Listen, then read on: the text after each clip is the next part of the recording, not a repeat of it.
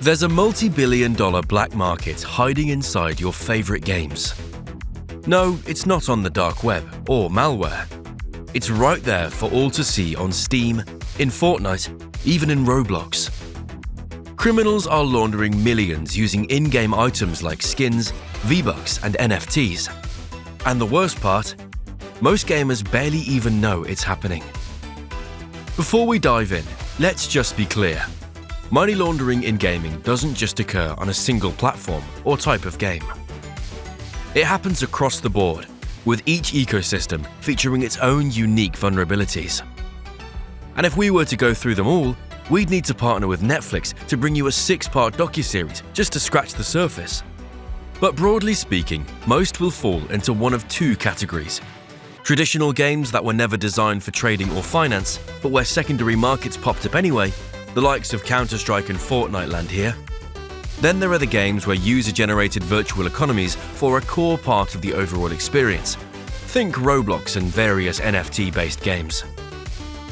In 2019, Counter-Strike Global Offensive, or CSGO, was at the center of a major scandal.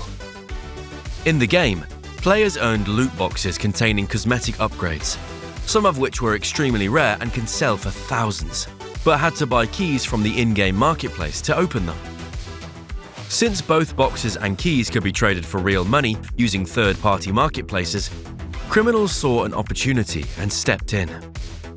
Using stolen credit card details, either bought or harvested through malware or phishing, the criminals would buy keys and loot boxes using hundreds of microtransactions, building up their game inventory. To make things harder to trace, they'd moved items between multiple fake accounts they controlled, breaking the chain between the stolen payment and the final sale. Once the items are washed through these accounts, they list them on third-party marketplaces, ready for unsuspecting gamers to purchase. Once the sale goes through, they cash out, sending the now clean money to a PayPal account, crypto wallet, online bank, before starting over again. It created a nearly untraceable money laundering loop, efficient, repeatable, and hidden in plain sight. The trades look legitimate. Just a player buying keys and selling skins, nothing to see here. Eventually, Counter-Strike's developer, Valve, caught on and took action, restricting certain item trades and updating the game to bind keys to player accounts. And that was that, problem solved. Not even close. The money laundering didn't stop. It just evolved and moved to new territory. In Fortnite, scammers use stolen cards to buy V-Bucks. Then they resell those V-Bucks to players at a discount, cleaning the money. In FIFA Ultimate Team, coins are traded for crypto or cash. Some players even run entire laundering rings around in-game currencies. Like Roblox, whose in-game economy lets users buy, trade, and cash out currency with little oversight. Then there's the NFT-based games, where everything has a market price with few regulations. Online games were never just about playing.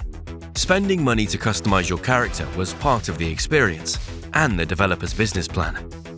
And while it was never the intention for the platforms to become hubs for illegal activity, there are several reasons why they have become so attractive to money launderers.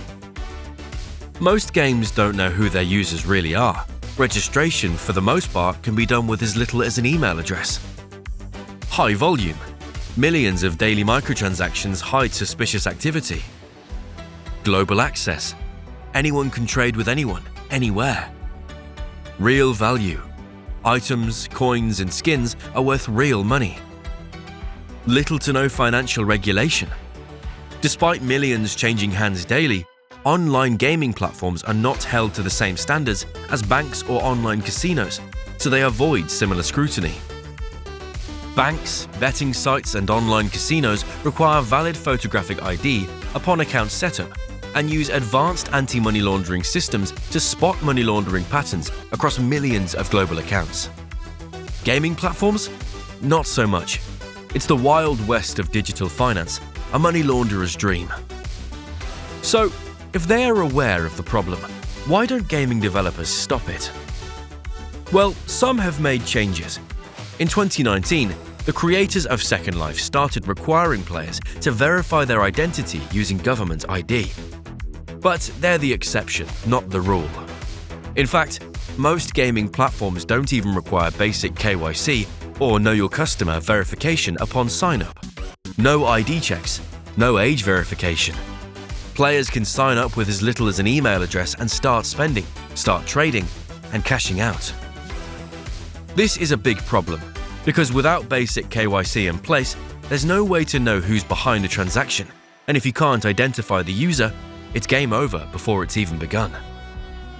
Without an industry-wide regulator and a user base who strongly resists changes that affect gameplay, most developers avoid mandatory ID checks.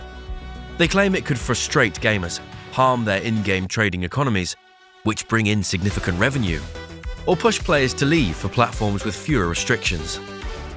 Since most platforms skip even basic verification, it's no surprise they also ignore transaction velocity, link analysis, or behavioral tracking, despite us using these exact methods in banking for decades. With great success, I might add. That's what makes this so frustrating. This isn't some new problem. It's the same old fraud, just in a new setting. We already have the tools to fight it. Companies provide seamless KYC, AML, and fraud detection tools tailored for digital platforms.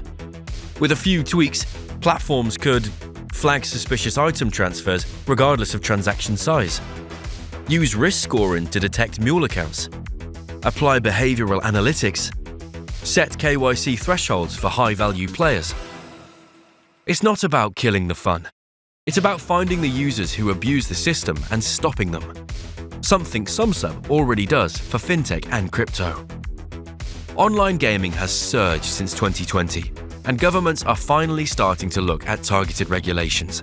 But progress is slow. The internet has no borders, so stopping money laundering in online games will take more than just national laws. It will require a united effort from governments, international law enforcement, and game developers all working together. So it's likely to be a long time before we see anything as strict or coordinated as the global banking system. Until the industry catches up, it's up to pioneers to set the standard. Because this isn't just about games anymore. It's about protecting the future of a $250 billion economy. The tools exist. The data exists. The threat is real. If game developers don't implement solutions like KYC and anti-fraud tech, then they are not just knowingly facilitating illegal activity, they're putting their players, their reputation, and their entire industry at risk. Until next time, stay alert, stay informed, and support safer gaming.